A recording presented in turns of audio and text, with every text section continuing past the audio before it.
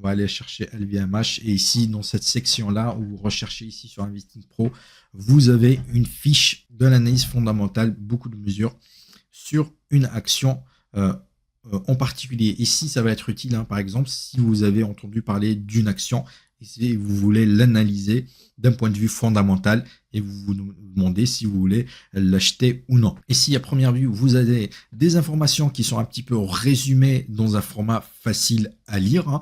Vous avez les données des prix, de variation, le range sur l'année, le range de l'action sur l'année. Le plus bas annuel, c'est 565 sur 52 semaines, donc sur une année glissante, hein, pas sur une année calendaire. Le plus haut sur les 52 dernières semaines, 886. Les données de juste valeur qui vont être peut-être les plus intéressantes. La moyenne de tous les modèles de juste valeur, hein, donc les modèles de juste valeur, ils sont là. Il y a plusieurs façons de calculer la juste valeur d'une entreprise, d'une action. Et la juste valeur ici, c'est la moyenne de tous ces modèles-là. Voilà. Il y a l'actualisation des dividendes, il y a les multiples de prix, l'actualisation des cash flows. Il y a plusieurs modèles, il y a 15 modèles ici exactement, qui ont été utilisés pour calculer une juste valeur. Et la moyenne, elle est de 631 pour LVMH. Donc, vous avez le potentiel de hausse par rapport au prix actuel qui est de 0,6% seulement. Ici, c'est pas le plus intéressant. On est à 628, la juste valeur, elle est à 631. Donc, elle est bien valorisée, plutôt LVMH. Donc, il n'y a pas de potentiel de hausse par rapport à la juste valeur. L'incertitude de la juste valeur, elle est plutôt basse, donc le calcul est plutôt précis. La fourchette de marché, on l'a vu, hein, et on se retrouve plutôt proche du plus bas annuel sur LVMH. La cible des analystes, il y a eu 28 analystes qui couvrent l'action LVMH. La projection, l'estimation, la prévision la plus basse, elle est de 560 euros. La plus élevée, elle est de 795 euros. L'objectif de prix sur LVMH moyen des 28 analystes, elle est de 693,80 euros, très proche de la juste valeur. C'est toujours bien de comparer la juste valeur et l'objectif des analystes. Quand c'est proche, hein, vous avez un objectif pour lequel vous pourrez avoir un peu plus confiance. Vous allez avoir la santé financière qui est un score de santé globale de la société. Ici, on est sur une bonne performance avec une note de 3. Sur la santé financière, il y a 5 critères qui sont pris en considération. La santé de la trésorerie, la santé de la croissance, le momentum des prix, la rentabilité et la valeur relative. Sur LVMH, on a une valeur relative plutôt basse sur 2. Par contre, il a une excellente rentabilité sur LVMH et les autres scores sont de 3, qui est plutôt pas mal. Un autre outil très intéressant pour évaluer les entreprises, pour ceux qui ne connaissent pas tous ces ratios, comment filtrer les actions, quels critères aller regarder pour voir si une action se porte bien ou non, une entreprise si elle se porte bien ou non. Ici, vous avez ce qu'on appelle les Pro Tips, une série de lignes comme ça qui vous donne des informations plutôt positives en vert sur une action, neutres en gris et rouge pour des critères plutôt négatifs pour la société. Ici, on voit pour LVMH, on a beaucoup de critères plutôt positifs, hein, à augmenter son dividende pendant 4 années consécutives pour des gens qui cherchent des actions à dividende. LVMH, ça a l'air très intéressant. Les marges bénéficiaires brutes sont impressionnantes. Voilà. C'est une manière facile, pour ceux qui ne connaissent pas tous ces chiffres-là, hein, c'est peut être très intimidant pour certains. Grâce aux ProTips ici, vous avez une lecture très facile. Acteurs de premier plan dans l'industrie du textile, de l'habillement et de produits de luxe. Les flux de trésorerie peuvent couvrir suffisamment les paiements d'intérêts. Donc, elle n'a aucun problème à payer les intérêts de son endettement. A maintenu les payés de dividendes pendant 27 années consécutives.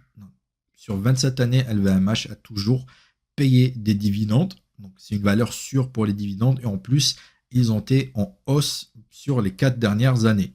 Opère avec un niveau d'endettement modéré. Voilà, c'est une entreprise modérée, mais elle n'est pas surendettée. Voilà, c'est pas rouge, c'est gris. Voilà, c'est à prendre en considération. Les analystes s'attendent à ce que l'entreprise soit rentable cette année, ce qui est plutôt bon. Rentable sur les 12 derniers mois. Un rendement élevé au cours de la dernière décennie. Et dans le rouge, on a uniquement se négocie à un multiple élevé de valorisation des revenus. et se négocie à un multiple élevé de prix sur valeur comptable. Voilà les deux facteurs un petit peu négatifs sur l'action LVMH. Pour le reste, hein, c'est du vert. Donc, une action qui peut être extrêmement intéressante avec un bon score de santé. Des pro-tips plutôt très positifs. Par contre, il n'y a pas énormément de potentiel de hausse par rapport à la juste valeur et à l'objectif des analystes.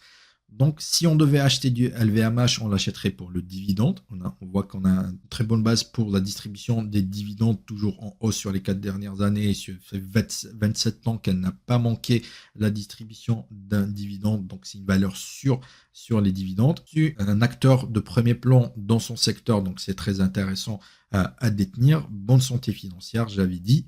Donc, ça peut être intéressant de la détenir comme une action de fonds de portefeuille qui va rapporter du dividende, qui ne bouge pas beaucoup, solide. Ça ne va pas être une valeur de croissance, ni de valeur, ni sous-évaluée, ni une croissance folle. Ça peut être une action intéressante sur un fonds de portefeuille pour solidifier un petit peu son portefeuille et aller chercher des dividendes. Voilà un exemple de comment on pourrait analyser cette action-là. Après, ceux qui ont des connaissances un peu plus poussées en analyse financière, en comptabilité, vous pouvez aller chercher beaucoup plus de détails. Les dividendes, vous allez avoir ici plus de détails sur son dividende, le versement de dividende, la courbe, les résultats financiers. Vous allez avoir les derniers résultats financiers pour chercher un peu plus de détails. Sur l'action française, il n'y a pas d'estimation de bénéfices par action. Sur les actions américaines, ce sera une donnée supplémentaire très intéressante. C'est des estimations sur le prochaines annonces, 23 janvier. La prochaine date d'annonce des résultats de LVMH. Il n'y a pas d'estimation de BPA sur cette action-là, mais sur d'autres actions où il y a des estimations de bénéfices par action, ça peut être très intéressant. Et vous aurez aussi les révisions du bénéfice par action par les analystes sur les 90 derniers jours. On va aller chercher ça sur des Tesla, par exemple.